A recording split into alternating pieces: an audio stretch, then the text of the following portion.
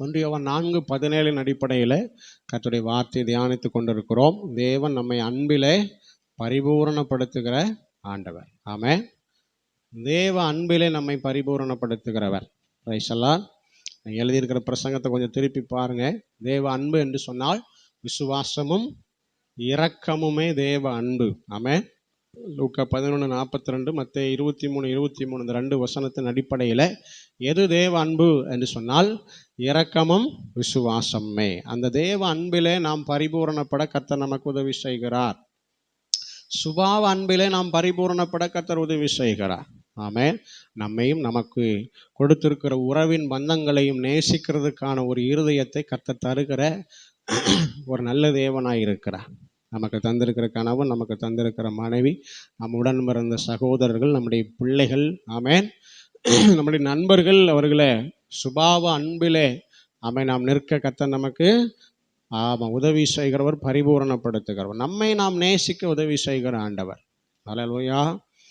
நம்மை போல மற்றவர்களை நேசிக்க அவர் என்ன செய்கிறாருங்க? பரிபூரணத்துக்கு நேரம் நம்மளை நடத்துகிறார். ஆமென். தேவனை நாம் ஆதியில நேசித்தது போலவே நேசிக்க அவர் உதவி செய்கிற நல்ல தேவனாய் இருக்கிறார். அல்லேலூயா. இந்த அன்பிலெல்லாம் நாம் பரிபூரணப்படும் பொழுது நம்மிலிருந்து ஒரு சில அடையாளங்கள் வெளிப்படும்.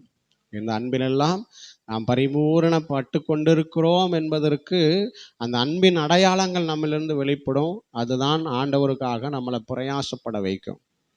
ஆமென். நம்ம ஆண்டவருக்காக ஏதோ ஒன்று செய்யணுங்கிற ஆசை நமக்குள்ள இருக்கும். அப்படின்னா நம்ம அன்பில பரிபூரணப்படுகிறோம் என்று அர்த்தம். பரிசுத்தவான்களுக்கு ஊழியம் செய்ய வைக்கும் அப்படின்னா நாம் அன்பில பரிபூரணப்படுகிறோங்கிற அர்த்தம். அல்லேலூயா.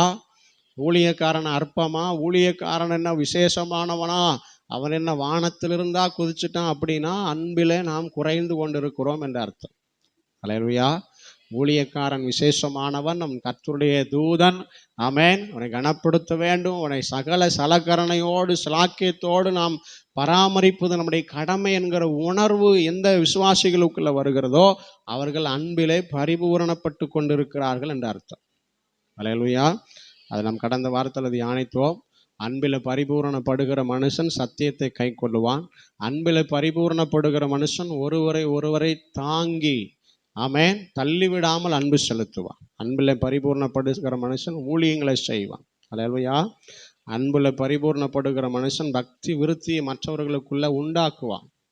அல்லேலூயா. இதெல்லாம் நாம் கடந்த வாரங்களில் தியானித்தோம். இந்த நாட்களிலே நாம் அன்பு என்கிற அந்த வார்த்தையினுடைய கிரேக்க மொழி என்னெல்லாம் வேதத்தில் சொல்லப்பட்டிருக்கிறது அப்படிங்கிறத தியானித்து, ஆமென், அன்பு என்ன செய்யும் அப்படிங்கிற ஒரு 3 காரியங்களை தியானித்து நாம் செபிக்க போகிறோம். அல்லேலூயா. ஆமென். தமிழ் வார்த்தையிலேயே நீங்கள் பார்த்தீங்கன்னா அன்பு, சிநேகம், நேசம் என்று வேறு வேறு வார்த்தைகளை வேதத்தில் நம்ம வாசிக்க முடியும். ஆமென். இருக்கா இல்லைங்களா? அன்புங்கிற வார்த்தை பைபிளில் இருக்கு. சிநேகம்ங்கிற வார்த்தை பைபிளில் இருக்கு. நேசம்ங்கிற வார்த்தை பைபிளில் இருக்கு. இது 3ம் வித்தியாசமான வார்த்தைகள். இதுபோல மூல மொழிபெயர்ப்பான கிரேக்கில், ஆமென், 5 வார்த்தைகள் எழுதப்பட்டிருக்கிறது. அன்பு என்கிற அந்த வார்த்தை வேதாகமத்தில் தான், ஆமென், 5 வார்த்தைகள் எழுதப்பட்டிருக்கிறது. Price the Lord. ஆமாம். அது என்னெல்லாம் அப்படிங்கிறத நாம் தியானிப்போம். முதலாவதாக அகாபே அன்பு. என்ன அன்புங்க? ஆமாம், எபேசியர் 3:12 நாம் போன வாரம் வாசித்தோம். ஆமென். அறிவுக்கு எட்டாத அன்பு. Price the Lord. ஆண்டவருடைய அன்பை குறித்து வாசிக்கிறோம். அது என்ன அன்புங்களா? அறிவுக்கு எட்டாத அன்பு. Price the Lord. அதுதான் என்னங்க? அகாபே அன்பு. அதாவது தன்னலமற்ற, சுயநலமற்ற தெய்வீக அன்பு. அதற்கு கிரேக்க வார்த்தை என்ன வார்த்தை பயன்படுத்தப்படுகிறதுங்க? அகாபே. தேவனுடைய அன்பு, தெய்வீக அன்பு, தன்னலமற்ற அன்பு, சுயநலமற்ற அன்பு. அல்லேலூயா. சொல்லுங்க அல்லேலூயா. ஆமென். ஆண்டவருடைய அன்பு அப்படிப்பட்டது பாருங்க. அது ஆழம், நீள, உயரம், ஆமாம், முடியவே முடியாது. அது அளக்கவே முடியாது. Praise the lord. அல்லேலூயா. அந்த தெய்வீக அன்பு இருந்தால் நாமும் தன்னலமற்றவர்களாக, சுயநலமற்றவர்களாக இருப்போம். Praise the lord. ஆமென். நம்ம எந்த குறை உள்ளவர்களையும் ஏற்றுக்கொள்ளுகிற இருதயம் நமக்கு உண்டா? Praise the lord. நல்லா கவனிங்க. நான் ஊழியத்தின் ஆரம்பத்தில் வேதாகம கல்லூரி முடித்து வந்த உடனே கர்த்தர் எனக்கு தந்த வேலை, ஹாஸ்டலில் வார்டனாக இருந்தேன். எங்கள் மல்லியாத்திக்கு நான் தெரியும் நல்லா. அந்த சபையில் அவங்க விசுவாசியாக இருந்தாங்க. அப்போ எனக்கு அவங்க மாமியாக கிடையாது, அப்போ எனக்கு அவங்க விசுவாசி. அல்லேலூயா. நான் உதவி ஊழியக்காரனாக இருந்தேன். அங்கே கொஞ்சம் பிள்ளைகள் எல்லாம் இருந்தாங்க. அதில் ஒரு தகப்பனாரை இழந்த ஒரு தம்பி இருந்தான். அவனுடைய பேர் பார்த்திபன். 6வது 7வது படித்தான், வகுப்பு எனக்கு ஞாபகம் இல்லை. அப்போ அங்கே படிக்கிற பிள்ளைகளுக்கு அவங்க தாய் தகப்பன் எல்லாம் கஷ்டப்பட்ட குடும்பம் தான். ஆனாலும் பிள்ளைகளுக்கு அப்பப்போ மாதத்தில் ஒரு முறை பண்டமெல்லாம் வாங்கிட்டு வருவாங்க. அவங்களுக்குன்னு ஒரு இரும்பு பெட்டி உண்டு, அதில் வச்சு பூட்டி அந்த சாவியை என்ன செஞ்சுக்கணும், பத்திரமா ஸ்கூலுக்கு கொண்டு போயிடணும். அப்போது ஒரு பையன் சொன்னான், அண்ணே பண்டம் வாங்கிட்டு வர்றாங்க, நான் சாப்பிடலை, ஆனால் தானாக என்ன செய்யுது, காலி ஆயிடுது அப்படின்னா. அப்போ வார்டனாக இருந்ததுனால நான் எல்லா பிள்ளைகளையும் கொஞ்சம் கண்காணித்தேன். அதில் இந்த பையன் மாத்திரம் எல்லாருக்கும் முன்னாடி வேகமாக வந்துடுவான். எல்லாருக்கும் முன்னாடி வேகமாக வந்துடுவான். அந்த ரூமுக்குள்ளே இருப்பான். எல்லோரும் வரும்பொழுது இவன் வெளியே வந்துடுவான். அவங்கவுங்க துணி அவங்கவுங்க தான் துவைக்கணும். அவங்கவுங்களுக்கு ஒரு சின்ன சின்ன வேலைகள் இருக்கும். அப்போது ஒரு நாள் அவனை கண்காணித்து போய் பார்த்தா, எந்த பையனுடைய சூட்கேஸிலிருந்து பொருள் காணாமல் போகுதோ அந்த சூட்கேஸுடைய சாவி அவன் கையில் இருக்குது. யார் கையிலுங்க? இந்த எல்லாத்துக்கும் முன்னாடி வர்றான் பாருங்க, அவன் கையில் இருக்குது. அவன் வேகமாக வருவான். அது எப்படி செட் ஆகுது அந்த சாவி, அது திறந்து தேவையானது 1 2 எடுத்து சாப்பிட்டுட்டு திரும்ப என்ன செஞ்சிருவான், பூட்டி வச்சிருவான். அல்லேலூயா. எனக்கு கோபம்னா பயங்கர கோபம். அல்லேலூயா. ஆமாம், அப்பவும் கொஞ்சம் கோவப்படுவேன், இப்பவும் கொஞ்சம் கோவப்படுவேன். அல்லேலூயா சொல்லுங்கள். எப்போ தப்பு பண்ணும் பொழுது. ஆமேன்னு சொல்லுங்கள். அல்லேலூயா. சரி, அப்போது ஒரு சில அடிகள் அவனுக்கு விழுந்துட்டு, சாயங்கால நேரம் எப்பாவது ஒரு முறை எங்கள் பாஸ்டர் வருவார். வரும்போது பிள்ளைகளுக்கு பண்ண வாங்கிட்டு வருவார். பொறி வாங்கிட்டு வருவார், அல்லது ஏதாவது ஒன்று வாங்கிட்டு வருவார் பிள்ளைகளுக்கு. திராட்சை பழம், ஆப்பிள், அப்படி ஏதாவது வாங்கிட்டு வருவார். அந்த நாள் அவர் வந்திருக்கிறார். அப்போது சரி, கையும் களவுமா என்ன செஞ்சிட்டோம், முடிச்சிட்டோம். யார்கிட்ட சொல்லிடணும், ஐயாட்ட சொல்லிடணும் அப்படின்னு அதில் ஒரு என்ன சொல்லுங்க, ஒரு ப்ரௌடு, தமிழில் சொல்லணும்னா பெருமையோடு கொண்டு போய் நான் பிடித்து விட்டேன் அப்படின்னு அவர் முன்னாடி நிறுத்தினேன். அவர் சேரில் உட்காந்துருந்தார். கூப்பிட்டார், தம்பிங்க வா, உனக்கு எது வேணாலும் நீ என்ன செய்யணும், என்கிட்ட கேட்கணும், நான் உனக்கு வாங்கி தருவேன், இனிமேல் இப்படி செய்யாத, என்ன போயிட்டு வா அப்படின்னு சுருக்கமாக முடிச்சிட்டாரு. எனக்கு சப்புன்னு போயிட்டு, சே இவ்வளவு பெருசாக என்ன செஞ்சோம், கண்டுபிடிச்சோமே. இவர் ஒரு சீனியர் பாஸ்டர், அவரை 2 சத்தம் போட்டால் தானே மற்ற பிள்ளைகளுக்கு, அப்படியெல்லாம் யோசிக்கிறேன். ஆனால் தேவ அன்பினால் நிரப்பப்பட்ட அந்த தேவ மனிதன், ஆமேன், ஒரே வார்த்தை சுருக்கமாக, என்னன்னாலும் எங்கிட்ட கேளு, நான் வாங்கி தரேன், இனிமேல் என்ன செய்யாத, திருடாத அப்படின்னு சொல்லி அனுப்பிச்சிட்டேன். அதுக்கப்புறம் அவன் திருடவே இல்லை, அது வேற. அல்லேலூயா. அப்போ அந்த அந்த அந்த சுபாவத்துக்கு காரணம் என்ன, தன்னலமற்ற சுயநலமற்ற அல்லது அந்த தெய்வீக அன்புக்கு காரணம் தேவ அன்பு நம்மள என்ன செய்யப்பட்டிருக்கிறதுங்க, ஊற்றப்பட்டிருக்கிறது. அதை பரிபூரணப்படுத்துகிற தேவன் நம்மோட என்ன செய்கிறாருங்க, இருக்கிறார். அல்லேலூயா. எத்தனை பேர் ஆமேன்னு சொல்லுவீங்க? அல்லேலூயா. அப்போ அந்த பரிபூரணப்படுகிறதுங்கிறதுக்கு அடையாளம்தான் என்னதுங்க, மன்னிச்சிருவோம், ஒதுக்க மாட்டோம், அப்புறம் இசைந்து போவோம். அல்லேலூயா. அல்லேலூயா. கர்த்தர் நமக்கு அந்த கிருபைகளை தருவா. அதுதான் என்ன அன்புங்க, அகாபே அன்பு. 2வது ஈரோஸ், EROS. ஆமென். EROS. இது எதிர்பார்ப்புள்ள அன்பு. எபேசியர் 5:33 வாசிங்க. எபேசியர் 5:33. எப்படியும் அவனவன் தன்னிடத்தில் அன்பு கூறுகிறது போல மனைவியினிடத்திலும் அன்பு கூற கடவன், மனைவியும் பயபக்தியாய் புருஷனிடத்தில் இருக்க கடவன். 50-50. ஆமென். இந்த அன்பு என்னதுங்க, 50-50. பிரைஸ் எல்லாம்.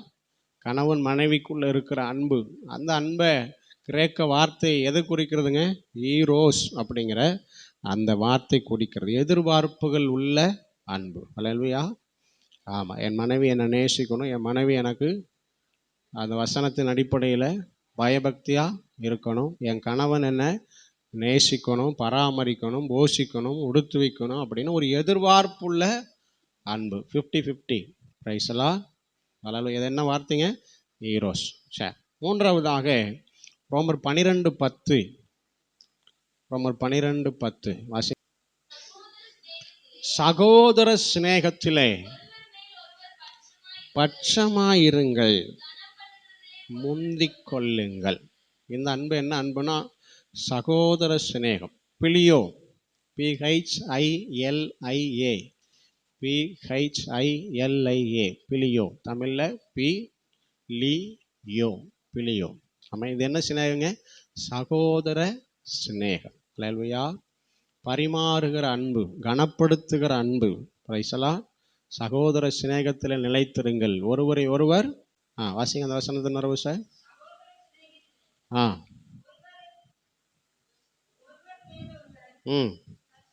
பட்சமாயிருங்கள். சகோதர சிநேகத்திலே ஒருவர் மேல் ஒருவர் எப்படி இருங்க?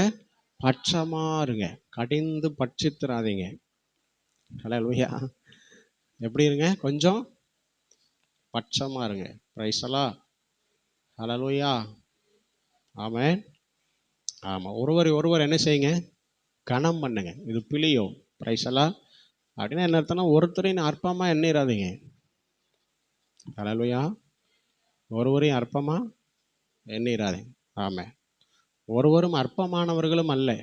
ஆண்டவராக இயேசு சொல்லுகிறார், இந்த சகோதரர்கள் ஒருவரையும் அற்பமா, அவர்களுக்குரிய தேவதூதர்கள் தேவனுடைய எப்பொழுதும் தேவ சமூகத்தை என்ன செய்கிறாங்க? தரிசிக்கிறவர்களாக இருக்கிறாங்க. ஹல்லேலூயா. அதனால் யாரையும் அற்பமாக எண்ணிராதீங்க. பிரைஸலா. ஹல்லேலூயா.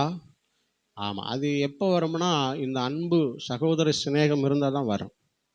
பிரைஸலா.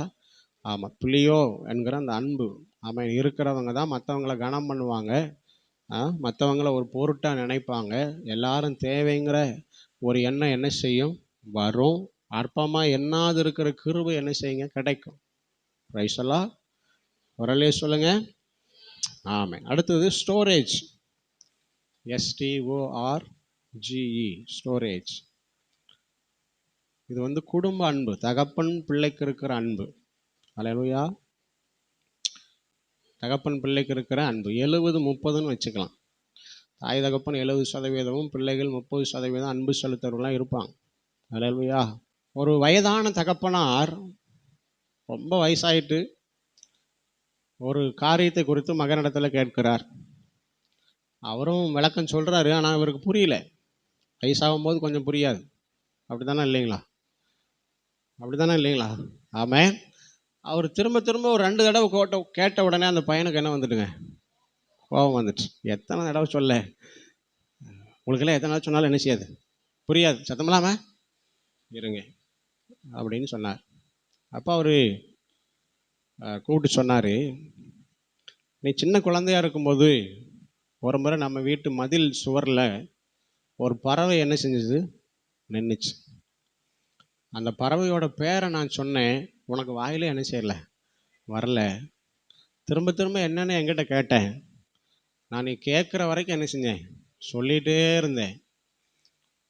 நீ எது வரைக்கும் விட்டுறையோ, குழந்தைகளை பார்த்தீங்கன்னா ஒரு சில காரியத்தை திரும்ப திரும்ப என்ன செய்யுங்க?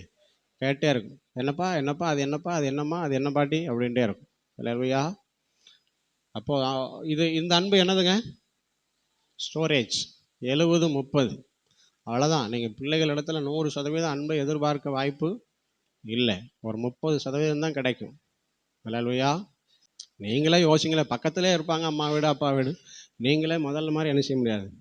ஏன்னா உங்களுக்கும் குடும்பம், உங்களுக்கும் சந்ததிகள் அப்படி வந்துடும். ஆமாம். சரி, கடைசியாக NOMOS, நோமஸ், நோமோஸ் இல்லையா? NOMOS. ஆமாம். லா அல்லது கஸ்டம், அதில் அன்பு செலுத்துகிற அன்பு தான் இது. கர்த்தருடைய சட்டதிட்டங்கள் இல்லை. ஆமாம். அன்பு செலுத்துகிற விதம் தான் இந்த நோமஸ், NOMOS. தமிழில் நோ ரெட்டை சொல்லி கொம்பு போட்டு நான் போட்டு துணை எழுத்து போடுகிற நோ, அதே மாதிரி ரெட்டை சொல்லு கொம்பு போட்டு மா நெடில் துணை எழுத்து போட்டு ஸ்தோத்திரத்துக்கு வர்ற இஸ் நோமோஸ். ஆமென். இது வந்து சட்டத்திற்கு உட்பட்ட அன்பு, சட்டத்தை நேசிக்கிற அன்பு. பிரைஸ் எல்லாம். ஹல்லேலூயா. ஆமென்.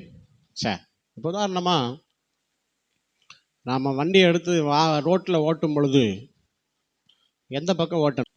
லெஃப்ட் சைடு, இடது பக்கம் ஓட்டணும். ஏன் ஓட்டுறேன் இடது பக்கம்? கவர்மெண்ட் ரூல்ஸ் அப்படி தான். எங்கே தான் ஓட்டணுங்க? இடது பக்கம் தான் ஓட்டணும். அந்த சட்டத்தை நேசிக்கிறதுனால நாம் என்ன செய்கிறோம்? இடது பக்கம் ஓட்டுக்கிறோம். ஹல்லேலூயா, ஹல்லேலூயா, ஆமென். ஒரு சில சட்டங்கள், உதாரணமாக புது வருடம் வரும் பொழுதும் கவர்மெண்ட் ஆர்டர் போடுறாங்க, இத்தனை மணிக்கு மேலே வண்டி என்ன செய்யக்கூடாது? ஓட்டக்கூடாது. குறிப்பிட்ட இடத்துல ஜனங்கள் கூடி என்ன செய்யக்கூடாது? நிற்கக்கூடாது. அதையெல்லாம் சமுதாயத்தில் இருக்கிறவங்க செய்கிறாங்க. யார் செய்கிறாங்க? சட்டத்தை நேசிக்கிறவங்க என்ன செய்கிறாங்க? செய்கிறாங்க. சட்டத்தை நேசிக்காத ஒரு சில வாலிபர்கள் வேகமாக போகிறாங்க, அப்புறம் விழுந்த இடத்துல என்ன செஞ்சிடறாங்க? உயிர் போயிடுது. அதெல்லாம் என்ன காரணம்னா சட்டத்தின் மேல் அன்பு இல்லாதது. ஆமென். அப்போ அந்த நோமோஸ் அப்படிங்கிற அந்த வார்த்தை எதை குறிக்கிறதுனா, லா அண்ட் கஸ்டம், சட்டத்திட்டங்களை, தேவன் வைத்திருக்கிற நியமங்களை, அரசாங்கங்கள் வைத்திருக்கிற நியமங்களை நேசிக்கிற அன்புக்கு பேர் தான் என்னதுங்க? நோமோஸ். வேதத்தில் அதிகமான கற்பனைகளும் கட்டளைகளையும் ஆண்டவர் நமக்கு தந்திருக்கிறார். ஆமென். பிரைஸ் தி லார்ட், ஹல்லேலூயா. அந்த கற்பனைகளையும் கட்டளைகளையும் யார் கை கொள்ள முடியும்னா, இந்த நோமோஸ் என்கிற அன்பு எந்த மனிதனுக்குள் இருக்கிறதோ அவன்தான் அந்த சட்டத்திட்டங்களுக்கு கீழ்ப்படிவான். இந்த 5 வார்த்தைகள் கிரேக்க மொழிபெயர்ப்பில் இருக்கிறது. இதில் நிறைய உட்பிரிவுகள்லாம் இருக்கிறது. ஆமென். அதெல்லாம் தியானிச்சா அது நமக்கு கொஞ்சம் கஷ்டமாக இருக்கும். அதனால் அது வேண்டாம். இந்த 5 வார்த்தை மாத்திரம் மனசில் வச்சுங்க. ஆகாபே, ஈரோஸ், பிலியா, ஸ்டோரேஜ், நோமோஸ். ஆகாபே என்பது தேவ அன்பு, தன்னலமற்ற அன்பு. ஈரோஸ் என்பது கணவன் மனைவிக்குள் இருக்கிற அன்பு, எதிர்பார்ப்பு நிறைந்த அன்பு. பிலியோ என்பது சகோதர சிநேகம். ஆமென். பட்சமாய் இருக்கிற சகோதர சிநேகம், கனம் பண்ணுகிற சகோதர சிநேகம், ஒருவரையும் அற்பமாய் எண்ணாதிருக்கிற அன்பு. ஆமென், ஆமென்.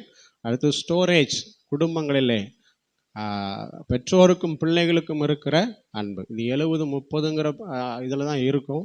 அதில் எந்த மாற்றமும் இல்லை. ஒரு சிலர் விதிவிலக்காக இருக்கலாம், ஆனால் அதே மாதிரி எல்லாரும் இருக்கணும்னு எதிர்பார்க்கிறது கூடாது. ஹல்லேலூயா. ஆண்டவரே சொல்லிட்டாரு, தன் தகப்பனையும் தன் தாயையும் விட்டு மனைவியோடு இசைந்திருக்க கடவன். ஹல்லேலூயா. அதுதான் நடக்கும், அதுதான் உண்மையும் கூட. ஆமென். நீங்களும் அப்படி தான் இருந்தீங்க, நானும் அப்படி தான் இருக்கிறேன், நம்ம பிள்ளைகளும் அப்படி தான் இருக்கும். ஆமென். நீங்கள் வருத்தப்படவே கூடாது. ஹல்லேலூயா. ஒரே பிள்ளை, என் கிரேசனை இப்படி நான் பார்த்தனே, அவன் இப்படி இருக்கானே, அப்படிலாம் நம்ம யோசிக்க வேண்டிய அவசியமே இல்லை. அப்படி தான் இருக்கும். ஹல்லேலூயா. கொஞ்சம் விதிவிலக்காக இருக்கிறதுக்கும் வாய்ப்பு உண்டு. ஆமென். ஆனால் வேத வசனத்தின் அடிப்படையில், குடும்ப சூழ்நிலையின் அடிப்படையில், சமுதாய சூழ்நிலையின் அடிப்படையில் அப்படி தான் இருக்க முடியும். ஆமென். யோவான் 15ஆம் அதிகாரம் 13-14 வசனங்கள். யோவான் 15, 13, 14. ஒருவன் சிநேகிதருக்காக ஜீவனை கொடுக்கிற அன்பிலும் அதிகமான அன்பு ஒருவரிடத்திலும் இல்லை. ஹல்லேலூயா. போதும். வாசிங்க, அடுத்த வசனத்தை வாசிச்சிருங்க. யாவையும் செய்வீர்களானால். ஆமாம், முதல் வசனம் சொல்லுது சிநேகிதருக்காக ஜீவனை கொடுக்கிற அன்பிலும் அதிகமான அன்பு இல்லை. நான் சொல்கிறத கற்பிக்கிறதெல்லாம் நீங்கள் கை கொண்டா எனக்கு சிநேகிதராக இருப்பீங்க, ஏன்னா நான் உங்களுக்காக ஜீவனையே என்ன செய்ய போகிறேன்? தருகிறேன் என்று ஆண்டவர் சொல்லியிருக்கிறார். ஹல்லேலூயா. அப்போ அன்பு கொடுக்கும். அன்பு என்ன செய்யுங்க? கொடுக்கும். இந்த வசனங்களெல்லாம் நீங்கள் மனப்பாடம் பண்ண முயற்சி செய்யுங்கள். எபேசியர் 5:33 நீங்கள் எழுதியிருப்பீங்க, அதை மனப்பாடம் பண்ணுங்கள். ரோமர் 12:10 நீங்கள் எழுதியிருப்பீங்க, அதை மனப்பாடம் பண்ணுங்கள். அதே போல் இப்பொழுது சொல்லப்பட்ட இந்த யோவான் 15, 13, 14 இதையும் நீங்கள் என்ன செய்யுங்க? மனப்பாடம் பண்ண முயற்சி பண்ணுங்கள். ஹல்லேலூயா. ஆமாம், அன்பு என்ன செய்யுங்க? கொடுக்கும். Price the Lord. ஆமாம், இந்த இடத்துல சொல்லப்பட்டிருக்கிற அந்த அன்பு அன்கண்டிஷனல் லவ். ஹல்லேலூயா. எதிர்பார்ப்பில்லாத கொடுக்கிற அன்பு. Price the Lord. ஆண்டவர் நமக்காக ஜீவனை தந்தார், எதையும் எதிர்பார்த்து என்ன செய்யலைங்க? தரலை. அல்லது நாம் நல்லவங்கிறதுக்காக ஆண்டவர் நமக்கு ஜீவனை தரலை. ரோமர் 5ஆம் அதிகாரம் 7, 8 மற்றும் 10 வசனங்களை நீங்கள் வாசிப்பீங்கன்னா வசனம் இப்படி சொல்லுகிறது. ரோமர் 5, 7, 8 வசனம் வாசிங்கள். நீதிமானுக்காக ஒருவன் மரிக்கிறது அரிது, நல்லவனுக்காக ஒருவேளை ஒருவன் மரிக்க துணிவான். நாம் பாவிகளாய் இருக்கையில் கிறிஸ்து நமக்காக மரித்ததினாலே தேவன் நம்மேல் வைத்த தமது அன்பை என்ன செய்தார்? விளங்க பண்ணி. நம்ம யாரா இருக்கும்போது நமக்காக ஆண்டவர் ஜீவனை தந்தாருங்க. பாவியா இருக்கையில, தன்னலமற்ற அன்கண்டிஷனல் லவ். நீ நல்லவனா இருந்தாதான் ஜீவனை தருவேன் அப்படி ஆண்டவர் சொல்லலை. நீ பாவின்னு எனக்கு தெரியும், ஆனா நான் உனக்காக ஜீவனை தருகிறேன். 10வது வசனம் பாருங்க.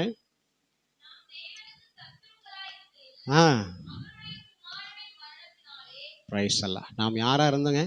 ஆண்டவருக்கு விரோதியா சத்துருவா இருக்கும் பொழுதே பிதாவாகிய தேவன் தம்முடைய குமாரனை நமக்காக சிலுவையில மரிக்க ஒப்பு கொடுத்தார். அதுதான் அன்கண்டிஷனல் லவ், அன்பு கொடுக்கும். ஆமென். ஒரு தேவ பிள்ளையினுடைய இருதயத்தில் தேவ அன்பு ஊற்றப்படுமானால் அவர்கள் அன்கண்டிஷனல், எதிர்பார்ப்பு இல்லாத அன்பு செலுத்துகிறவர்களாய் இருப்பார்கள். பிரைஸ் எல்லாம். பக்கத்தில் கைப்பிடிச்சு சொல்லுங்க, இந்த உலகத்தில் எதிர்பார்ப்பு இல்லாத அன்பு நல்லது. ஹல்லேலூயா, ஹல்லேலூயா. நம்ம வாழ்க்கையில் கூட நாம் தேவ அன்பினால் நிரப்பப்பட்டவர்களாய் எதிர்பார்ப்பு இல்லாத அன்பு செலுத்த கர்த்தர் நமக்கு உதவி செய்ய வேண்டும். ஹல்லேலூயா. நான் சொல்கிறேன், எதிர்பார்ப்பு இல்லாத அன்பு ஏமாற்றத்தை கொண்டு வர வாய்ப்பு உண்டு. வயசெல்லாம் எதிர்பார்ப்பு இல்லாத அன்பு ஏமாற்றத்தை கட்டாயம் என்ன செய்யுங்க? கொண்டு வரும். அதை நீங்கள் ஏற்றுக்கொண்டு தான் ஆகணும்.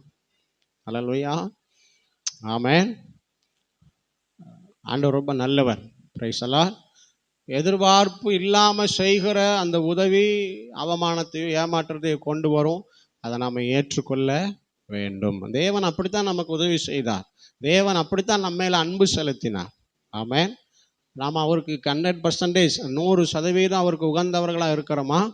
இல்லை. நிறைய நேரம் ஆண்டவர் நம்ம நிமித்தம் ஏமாற்றப்படுகிறார். ஆமாவா இல்லைங்களா? ஆமென். நம்ம ஜெபிப்போம்னு நினைக்கிறாரு, நாம் ஜெபத்தில் ஏமாத்திடுறோம். நம்ம ஆண்டவருக்காக வைராக்கியாக வாழ்வோம்னு நினைக்கிறாரு அவர். ஆனால் நம்ம என்ன செஞ்சிடறோம்? கோட்டை விட்டுறோம், விழுந்து விழுந்து எலும்புகிறோம். ஆனால் அவர் இன்னும் நம்மளை நேசிக்கிறார். ஆமென். Unconditional love. பிரைஸ் எல்லாம். ஹல்லேலூயா. நாம் அப்படி தான் இருக்கணும்னு ஆண்டவர் விரும்புகிறார். பிரைஸ் எல்லாம். ஆமென். ஆமாம். நம்ம பிள்ளைகளை குறித்து கூட அப்படித்தான்.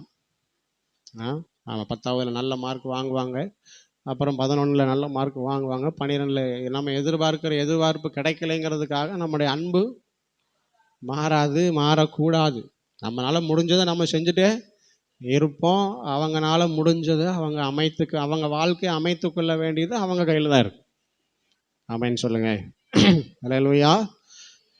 எங்கள் அம்மா அப்பா அப்படி தான் என்னை நேசித்தாங்க, நானும் அப்படி தான் நேசிக்கணும். என் சந்ததியும் அப்படித்தான் நேசிக்கணும். எப்போ? தேவ அன்பு இருந்தா. ஹல்லேலூயா, ஹல்லேலூயா. தேவ அன்பு இல்லாத மனுஷன் குடும்பத்தை நேசிக்க மாட்டான். ஹல்லேலூயா. கை நிறைய சம்பாதிக்கணும், வயிறு நிறைய சாப்பிடணும், மீதியை பை நிறைய சேர்க்கணும். எப்படிங்க? கை நிறைய சம்பாதிக்கணும், வயிறு நிறைய சாப்பிடணும், பை நிறைய சேர்க்கணும். மனைவி பிள்ளைகளுக்கு ஒன்று செஞ்சிடக்கூடாது. பிள்ளைகள் என்ன பண்ணுச்சு, சாப்பிட்டுச்சா இல்லையா, பிள்ளைகளுடைய படிப்பு, மனைவி குறித்த கவலை, துணிமணி, வீட்டுக்கு தேவையான பொருள், எதை பற்றியும் கவலை இல்லை. யார் எக்கேடு கட்டு போனால் எனக்கு என்ன, சம்பாதிக்கிறேன், சாப்பிட்றேன், என் பையில் இருக்கு, எனக்கு தேவையான செலவு பண்ணுவேன். ஹல்லேலூயா. இது யாருங்க? தேவ அன்பினால நிரப்பப்படாத ஒரு மனுஷன். இப்படி ஒரு சந்ததி இந்த பூமியில இருக்கா இல்லைங்களா? நீங்க வாழ்ற இடத்துல நீங்க சுத்தி கொஞ்சம் தேடி பாருங்க, 1-2 ஆள் இருக்கும். ஆமென். எதை குறிச்சும் கவலைப்படாம தனக்கு வயிறு, தன் தேவை, தன் விருப்பம், தன் ஆசை, அதை மாத்திரம் நிறைவேற்றிட்டு, ஆமென், மனைவி என்ன கேட்டாலும் இல்லை, பிள்ளைகள் என்ன கேட்டாலும் இல்லை, பார்ப்போம், ஆமாம் இல்லை அப்படின்ட்டு ஏதோ கொஞ்சம் கொஞ்சம் பிசுக்கி. ஹல்லேலூயா. ஆமாம். ஆண்டவர் நல்லவர். அப்படி இருக்கக்கூடாது ஒரு தேவ பிள்ளை. ஆமென் சொல்லுங்க. ஹல்லேலூயா. நான் நேற்றுக்கு ஒரு சின்ன ஒரு கிளிப்பு பார்த்தேன். ஒரு தகப்பனார் தன் பிள்ளையை கூட்டிகிட்டு ஹோட்டலுக்கு போகிறார். பையன்கிட்ட கேட்குற, உனக்கு என்னப்பா வேணும்? நான் சொல்கிறேன், 2 இட்லி, 2 பூரி, 2 வடை, 2 தோசை. அவனுக்கு தேவையானது கொடுத்துருங்க. தகப்பனார் சொல்லுகிறார், எனக்கு 2 இட்லி, எனக்கு 2 இட்லி. அப்போ அந்த பையன் கேட்குறான், என்னப்பா நீ எப்போ பார்த்தாலும் 2 இட்லி தான் திங்க, வீட்டில் நல்லா சாப்பிட்ற, கடையில் மட்டும் 2 இட்லி தான் திங்க. அவர் சொல்றார், இப்போ உனக்கு புரியாது, காலம் அதை என்ன செய்யும் உனக்கு உணர்த்தும். இப்போ அந்த கேட்ட பையன் என்ன ஆயிட்டானுங்க, பெரிய அப்பாவாயிட்டான். பையன் பக்கத்தில் அவன் பையன், அவங்க அக்கா உனக்கு என்ன வேணும், அவன் இந்த காலத்தில் உள்ளது போல் எனக்கு 2 பீஸா, அது வேணும் இது வேணும்னு சொல்கிறான். இவர் என்ன சொல்கிறாரு, 2 இட்லி. அவன் கேட்கான், என்னப்பா நீ எப்போ பார்த்தாலும் என்ன செய்கிற, நான் கேட்குறதெல்லாம் வாங்கிட்டு நீ 2 இட்லி தான் திங்கிற. அப்படிங்கும்போது அவன் சொல்கிறான், எங்கள் அப்பா கிட்ட நான் அப்படி தான் கேட்டேன், நீ அதைத்தான் கேட்குற, காலம் உனக்கு என்ன செய்யும் பதில் சொல்லும் அப்படின்னு அந்த கிளிப்பு முடிஞ்சுது. அல்லேலூயா. இதுக்கு காரணம் என்னதுங்க, தேவனால் உண்டாக்கப்பட்ட அன்பு. பிரைசலா. நம் பிள்ளைகள் நல்லா என்ன செய்யணும் இருக்கணும், என்ன விருப்பமோ அவங்களுக்கு செய்யணும், என் விருப்பத்தை நான் குறைச்சிக்கணும். அல்லேலூயா. ஆமென். அந்த அந்த குடும்பம் தான், அந்த வாழ்க்கை தான், அந்த சந்ததி தான் ஆசீர்வாதமாக இருக்கும். அல்லேலூயா. அப்போ தேவ அன்பு இருக்கிற ஒரு மனுஷன்தான் கொடுக்கிற இருதயமுடையவனாக இருப்பான். அல்லேலூயா.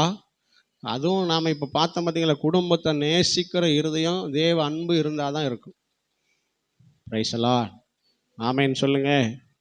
ஆமாம், அப்படிப்பட்ட அன்பு இல்லாதவங்களுக்கு கர்த்தர் அன்பை தருவாரா. ரெண்டாவது, வேதத்தில் இன்னொரு அன்பு கண்டிஷனல் லவ். ஆமென். அடிமைப்படுத்துகிற அன்பு. அல்லேலூயா. என்ன லவ்ங்க, கண்டிஷனல் லவ், அடிமைப்படுத்துகிற அன்பு. மத்தேயு 4ஆம் அதிகாரம் 9-10 வசனத்தை ஒருத்தர் வாசிக்கலாம். மத்தேயு 4ஆம் அதிகாரம் 9-10 வசனங்க. நீ சாஷ்டாங்கமாய் விழுந்து என்னை பணிந்து கொண்டால் தருவேன். இந்த சம்பவம் நமக்கு நல்லா தெரியும். ஆண்டவராக இயேசுவை பார்த்து பிசாசு சொல்லுகிற ஒரு வார்த்தை, பூமியை மேலே நிறுத்தி அதன் மகிமையெல்லாம் காட்டி சொல்கிறான், நீ என்னை சாஷ்டாங்கமாய் விழுந்து பணிந்து கொண்டால் இவைகளெல்லாம் நான் உனக்கு தருவேன், இவைகளெல்லாம் எனக்கு கையளிக்கப்பட்டிருக்கிறது. அல்லேலூயா. இது என்னதுங்க, கண்டிஷனல். பணிந்து கொண்டால் தருவேன். ஆமென். அல்லேலூயா. யாருங்க இது, பிசாசனுடைய அன்பு எப்பவுமே அப்படிதான். யாருடைய அன்புங்க, பிசாசுடைய அன்பு. எனக்கு ஃபேவராக இருக்கணும், எனக்கு ஃபேவராக இருக்கணும், நான் சொல்கிறத நீ கேட்கணும், எனக்கு என்னோட அடிமையாக இருக்கணும், அப்படின்னா என்கிட்ட இருக்கிறத உனக்கு தருவேன். அல்லேலூயா. சத்தமாக சொல்லுங்க அல்லேலூயா. அப்படி இல்லை, நாம் பிசாசின் அன்புடையவர்களாக இருக்கக்கூடாது, தேவ அன்புடையவர்களாக இருக்கணும். ஆமென். நம்ம கீழ்ப்படியினாலும் நமக்கு ஆண்டவர் ஜீவன சுகத்தை தந்திருக்காரா இல்லைங்களா. அல்லேலூயா. எத்தனையோ முறை ஆண்டவரை ஏமாற்றினாலும் நம்ம ஏமாறாமல் ஆண்டவர் வச்சிருக்கிறாரா இல்லைங்களா. அல்லேலூயா. அல்லேலூயா. ஆமென். பிசாசனுடைய அன்பு அது கண்டிஷன், அடிமைப்படுத்துகிற அன்பு. நீ என்னை பணிஞ்சுக்க, என்னை வணங்கு, எனக்கு கீழ்ப்பற்று, இதெல்லாம் உனக்கு தருவேன். இன்னைக்கு நிறைய பேர் கொடுப்பாங்க, எது வரைக்கும் கொடுப்பாங்க, அவங்க சொல்லுக்கு நீங்கள் ஆட வரைக்கும் என்ன செய்வாங்க,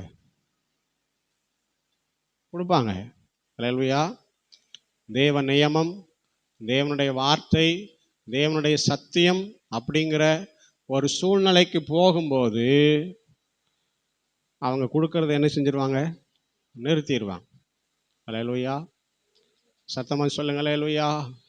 கரங்களை உயர்த்தி சொல்லுங்க அல்லேலூயா.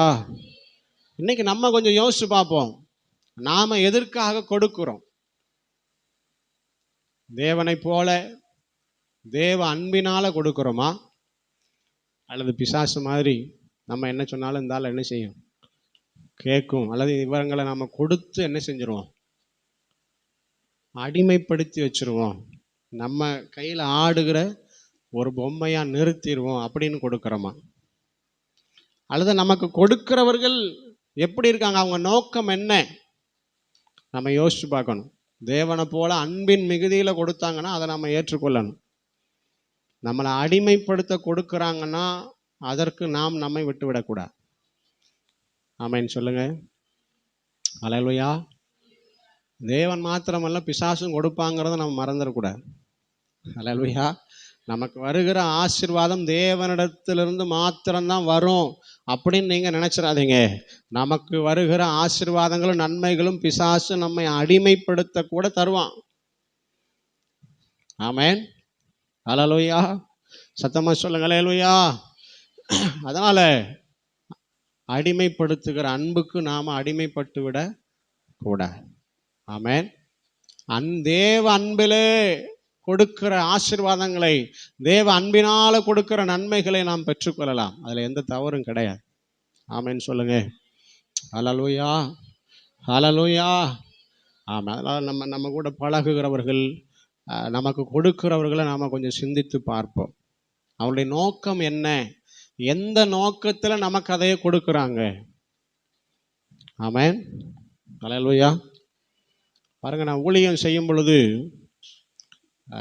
ரொம்ப கஷ்டப்பட்ட குடும்பம். என் தாய் தகப்பன் அப்போ ரொம்ப வசதியை நல்லா சொல்ல முடியாது.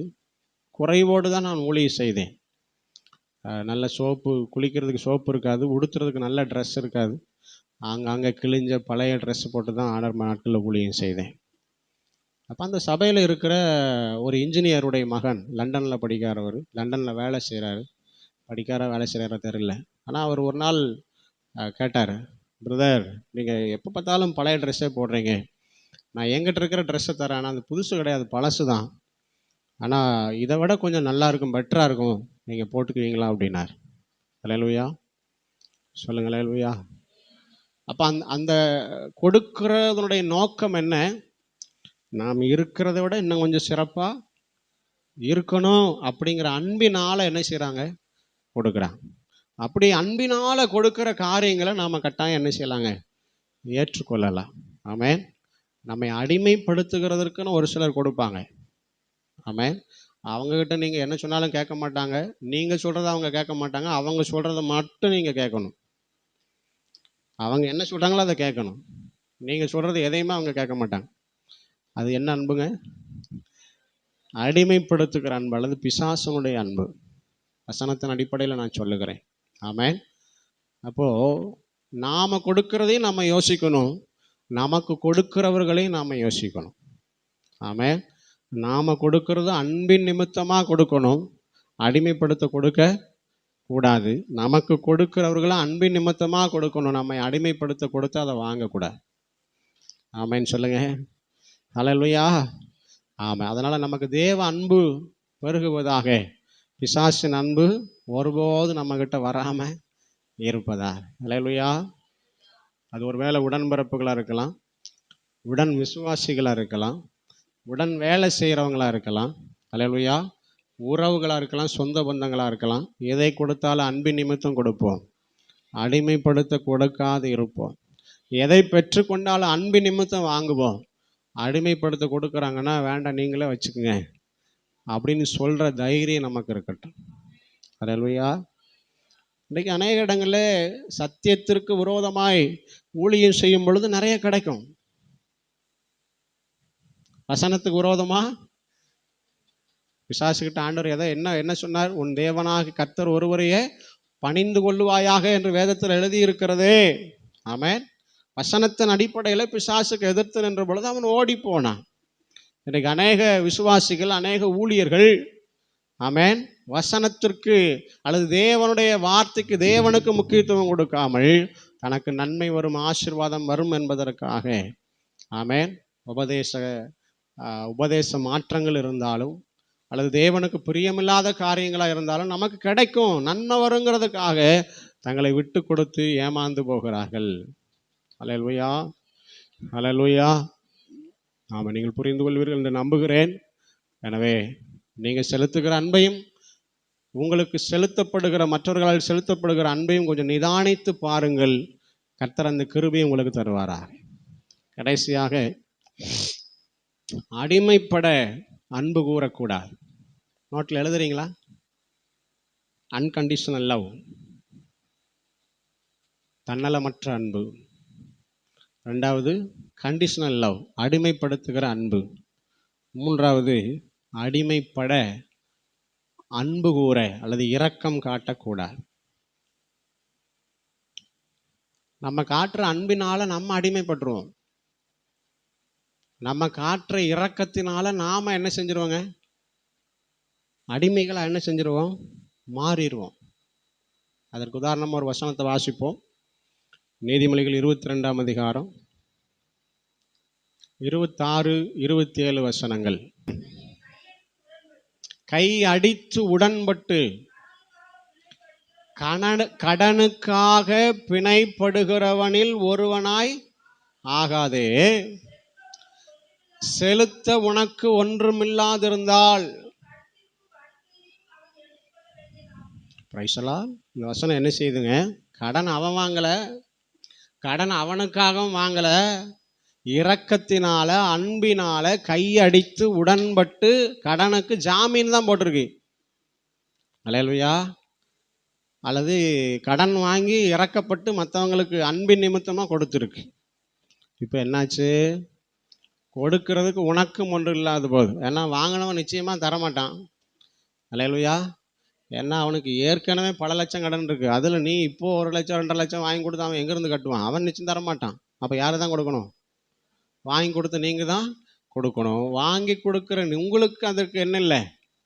திராணி இல்லை, கொடுக்க ஒன்றும் இல்லைன்னா நீ படுத்திருக்கிற பாய் அப்படின்னா என்ன அர்த்தங்க? நீங்கள் குடியிருக்கிற வீட்டை அவன் கொண்டு போயிடுவான். வீட்டு மேலே கடன் வாங்கி கொடுத்தீங்கன்னா உங்கள் வீடு தான் போகும். பிரைஸெல்லாம் வாங்க வரைக்கும் அவன் போடுற ஆமாம் அப்படித்தான் இருக்கும் பாருங்க. அப்படியாக்கும் இப்படியாக்கும், அப்படி செஞ்சிருவேன் இப்படி செஞ்சிருவேன். ஆனால் போனா வாங்கினதுக்கப்புறம் அவன் ஃபோனை கூட எடுக்க மாட்டான். நீங்கள் இப்போ கேட்டாவ திமுறாக தான் பேச. இருந்தால் நான் என்ன தரவா மாட்டேங்கிறேன், வச்சுட்டு நீ இல்லைன்னா சொல்கிறேன் அப்படிமா. அல்ல இல்லையா? ஆனால் வாங்குறதுக்கு முன்னாடி எப்படியெல்லாம் பேசியிருப்பான்.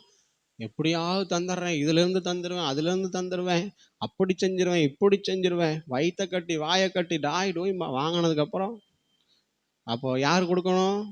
வாங்கி கொடுத்த அல்லது நீங்கள் உங்கள் வீட்டை வச்சோ உங்கள் காரியங்களை வச்சோ வாங்கி கொடுத்தீங்களோ நீங்கள் தான் கட்டணும். அதுக்கு உங்களுக்கு வழி இல்லைன்னா நீங்கள் படுத்திருக்கிற வீடு பாய் அவன் கொண்டு போயிடுவான். அதனால் அடிமைப்பட அன்பு கூற கூடாது. ஆமென்.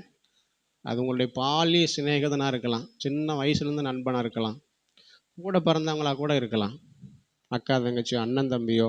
ஆமென். ஜாமீன் போட்டு நான் வாங்கி தரேன் நீ கவலைப்படாத அப்படின்னா அவர் கவலைப்படவே மாட்டார். அப்புறம் நீங்கள் தான் என்ன செய்யணும்? சொல்லுங்க. வாங்கி கொடுத்து நீங்கள் தான் கவலைப்படணும். எப்படி அடைக்க போகிறேன்னு தெரியலையே, எப்படி நிற்க போகிறேன்னு தெரியலையே, எப்படி மூஞ்சியில் முழிக்க போகிறேன்னு தெரியலையே, அப்படி இருக்கணும். அல்லேலூயா. அதனால் அடிமைப்பட என்ன செய்யாதீங்க? அன்பு கூறாது. உங்கள் கையில் இருந்தா, ஆமென், உங்கள் கையில் இருந்தால் இருக்கிற வரைக்கும் என்ன செய்யுங்க? கொடுங்க. ஆமென். ஒருவன் உன்னுடைய மேல் அங்கேயே கேட்டால் வஸ்திரத்தையும் கொடுன்னு சொல்லியிருக்கு. ஆமென். இருந்தால் கொடுங்க. அதுக்காக பக்கத்தில் இருக்கிற வஸ்திரத்தை உறிஞ்சு கொடுக்கணுங்கிற அவசியம் இல்லை. அல்லேலூயா. உங்கள் கையில் என்ன இருக்குதோ அதை கொடுங்க. ஆமென். அல்லேலூயா. ஆமாம். ஒருவன் 1 மைல் தூரம் வர பலவந்தம் பண்ணினால் 2 மைல் தூரம் கூட போ. முடிஞ்சால் செமந்து பாரு. அல்லேலூயா. கூட இசைந்து ஓடலாமே ஒழிய நீங்கள் முழுசும் உங்களையும் அடமானம் வச்சுட்டு அவன் பாட்டுக்கு ஜாலியாக சுற்றிட்டு இருக்கிறதுக்கு விட்டுறக்கூடாது. நீங்கள் அடிமைப்படக்கூடாது. அவனை உங்கள் கூட நடந்து வரானா நீங்கள் நடக்கலாம், அவன் பாரத்தை நீங்கள் சுமந்து நடக்கணும். அவன் ஜாலியாக நடந்து வருவான்னா அந்த அன்பு தேவையில்லைங்கிறேன். ஆண்டவர் சொன்ன வார்த்தையை புரிந்து கொள். ஒருவன் 1 மைல் தூரம் வர பலவந்தம் பண்ணினால் நீ அவன் கூட 2 மைல் தூரம் போவான்னா அவன் கூட வர்றான், நீ நடக்கிற அதே பதில் அவனும் நடக்கிறான். அல்லேலூயா. சொல்லுங்க அல்லேலூயா. ஆமென். பிரைஸ் எல்லாம். ஆனால் அவனுக்கு வீடு இருக்குது, அவனுக்கு வாசல் இருக்குது, அவனுக்கு எல்லாமே இருக்குது, அவன் எதையும் வைக்க மாட்டான். நீங்கள் மட்டும் உங்கள் வீட்டை அடமானம் வச்சு அவனுக்கு கொடுக்கணும். அது எந்த விதத்தில் அந்த அன்பு ஏற்றுக்கொள்ளப்படும்னு கேட்கேன். ஆமென் சொல்லுங்க. அல்லேலூயா. சத்தமாக சொல்லுங்க அல்லேலூயா. அதனால் அடிமைப்பட அன்பு கூறாதீங்க. அது நிச்சயம் உங்களுக்கும் உங்கள் சந்ததிக்கும் உங்கள் எதிர்காலத்துக்கும். நீங்கள் படுத்திருக்கிற பாய் கொண்டு எடுத்துகிட்டு போயிடுவானா? நான் சொல்ல பைபிள் வசனம் சொல்லுது. அப்படின்னா நீங்கள் தங்கியிருக்கிற வீடு உங்களுக்கு இல்லைன்னு ஆகிற நிலைமை கூட வரும். ஆமென். அதற்கு உதாரணம் நம்மளை சுற்றிலும் எத்தனையோ பேர் அப்படி என்ன செய்கிறாங்க? இழந்து நிற்கிறாங்க, இழந்து கொண்டு இருக்கிறார்கள். ஆமென் சொல்லுங்க. கையடித்து உடன்பட்டு கடனுக்கு பிணையம் போடாத, ஜாமீன் போடாதே, நான் வாங்கி தரேன்னு சொல்லாதே. ஏன்னா உனக்கு கொடுக்க திராணி இல்லாத பொழுது நீ படுத்திருக்கிற பாயையும் எடுத்துகிட்டு போயிடுவான். ஒருவேளை வசதி இருந்தால் கொடுங்க. ஆமென். 5 லட்சம் என்னங்க 50 லட்சம் எனக்கு கட்ட திறமை இருக்குன்னா நீங்கள் ஜாமீன் போட்டு வாங்கி கொடுக்கலாம். ஹல்லேலூயா, ஹல்லேலூயா. அதனால் 3 அன்பு. ஒன்று தெய்வீக அன்பு, த அன்கண்டிஷனல் லவ். ஆமென். எதிர்பார்ப்பில்லாத அன்பு. நாம் பாவியாக இருக்கல, சத்துருக்களாக இருக்கல, நம்மை நேசித்த அன்பு. நாமும் பாவிகளாக இருக்கிறவர்களை, நமக்கு சத்துருக்களாக இருக்கிறவர்களை நேசிக்க வைக்கிற அன்பு தான் அந்த தெய்வீக அன்பு. ஆமென் சொல்லுங்க. அந்த அன்பு இருந்தால் தான் நம்மளும் பாவியை நேசிக்க முடியும், சத்துருவை, நமக்கு சத்துருவாக இருக்கிறவனை நேசிக்க முடியும். பிரைஸ் தி லார்ட், ஹல்லேலூயா. கொஞ்சம் கோபம், கொஞ்சம் வைராக்கியம், கொஞ்சம் அப்படி இப்படி வந்தாலும் திரும்ப ஒரு நேசம் வரும். காரணம் தேவ அன்பு நமக்குள்ள இருக்கிறதுனால. எனக்கு இப்படி பண்ணவதானே, இவளுக்கு நான் செய்யணுமா அப்படின்னு மாமியாரை குறித்து எண்ணம் ஆரம்பத்தில் வரும். ஆனால் தேவ அன்பு இருந்தால் இல்லை, எல்லாத்தையும் மன்னிப்போம். ஆண்டவர் அவனவன் செஞ்ச கிரியைக்கு அவனவன் செய்வான், நம்ம நல்லது செய்வோங்கிற எண்ணம் வரும். எப்போ? தேவ அன்பு இருந்தாதான். ஹல்லேலூயா, பிரைஸ் தி லார்ட், ஹல்லேலூயா. ஆமாம், நைட்டெல்லாம் போட்டு அடிச்சிருக்கான், இவனுக்கு காலையில் சோறாக்கணுமா? அவன் வரும் கோபம். ஆனால் தேவ அன்பு இருந்தால் காலையில் நல்ல குழம்பா வச்சு நீட்டாக எப்பவும் செய்கிறதோட ருசியாக செஞ்சு கொடுக்க முடியும். ஆமாம். இல்லைன்னா அம்மிக்கல்ல தான் தூக்கிட்டு நிற்கணும். என்ன இல்லைண்ணா? தேவ அன்பு இல்லைண்ணா. 2வது அன்பு அடிமைப்படுத்துகிற அன்பு. அன்கண்டிஷனல் லவ் இல்லை, இது கண்டிஷனல் லவ். ஆமாம். நீ விழுந்து பணிந்து கொண்டால் தருவேன், எனக்கு அடிமையாக இருந்தால் தருவேன், நான் சொல்கிறதெல்லாம் நீ கேட்டால் தருவேன். அப்படி நம்மளும் அன்பு செலுத்தக்கூடாது, மற்றவர்களுடைய அன்பு செலுத்துகிறவர்களுக்கு நாம் நம்மை விட்டு கொடுக்கக்கூடாது. 3வது அடிமைப்பட அன்பு கூறக்கூடாது. ஆமாம். நாம் செலுத்துகிற அன்பினால், நம்ம காற்று இறக்கத்தினால நம்மளே அடிமையாக போயிடக்கூடாது, நம்ம சந்ததி அதனால் நஷ்டமடையக்கூடாது. ஆமேன்னு சொல்லுங்க. ஹல்லேலூயா.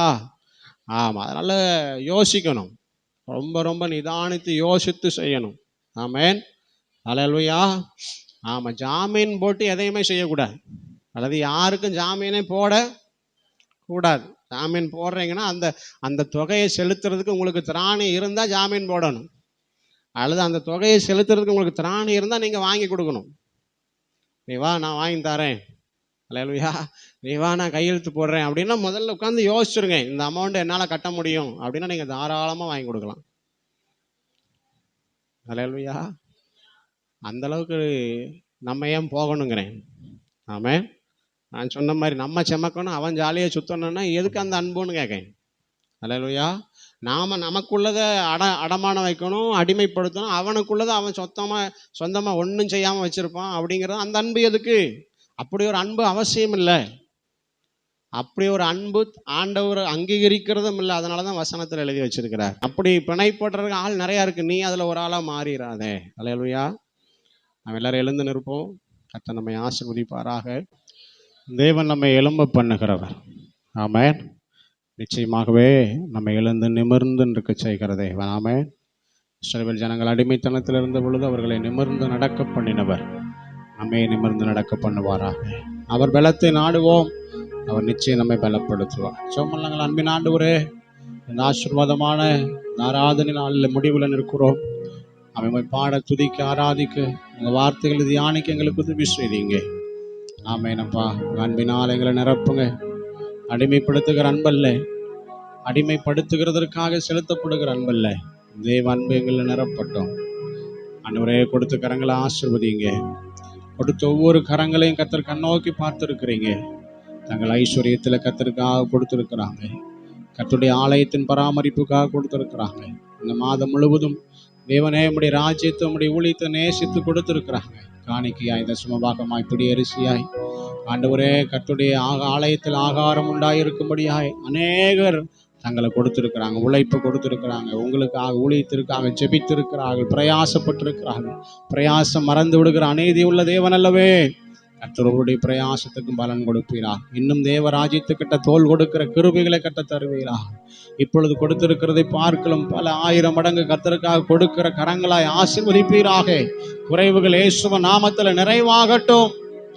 வராத பிள்ளைகளை நினைவு கூறுகிறவர்களை ஆசீர்வதின் தடைகளை மாற்றி தேவ இரக்கம் இருப்பதா. துதிக மகிமை எல்லாம் உமக்கு இயேசுவின் வல்ல நாமத்தில் நல்ல பிதாவே, ஆமென். சேர்ந்து சொல்லுவோம். என் ஆத்துமாவே கர்த்தரை முழு உள்ளமே பரிசுத்த நாமத்தை ஸ்தோத்திரி. என் ஆத்துமாவே கர்த்தர் செய்த சகல உபகாரங்களையும் மறவாது. நம்முடைய கர்த்தராகிய இயேசு கிறிஸ்துவின் கிருபையும் பிதாவாகிய தேவனுடைய அன்பும் பரிசுத்த ஆவியானுடைய ஐக்கியம் சமாதானம் சந்தோஷம் ஆமென் கூடி வந்திருக்க நம் யாவரோடும் பரிசுத்தவான்கள் யாவரோடும் என்றென்றைக்கும் நிலைத்திருப்பதாக. ஆமென். அல்லேலூயா, அல்லேலூயா, அல்லேலூயா.